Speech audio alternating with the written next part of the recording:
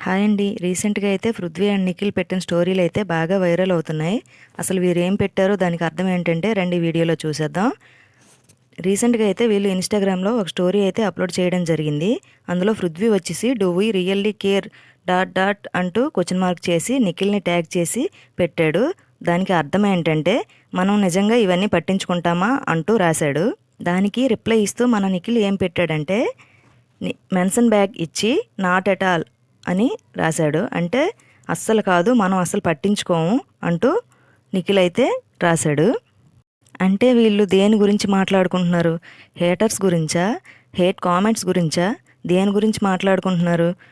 అంటే ఎవరైతే వీళ్ళు ముందు చెప్పలేక వీళ్ళ వెనక మాట్లాడుకుంటున్నారో వాళ్ళ గురించి అంటున్నారో మీరైతే కామెంట్ సెక్షన్లో చెప్పండి.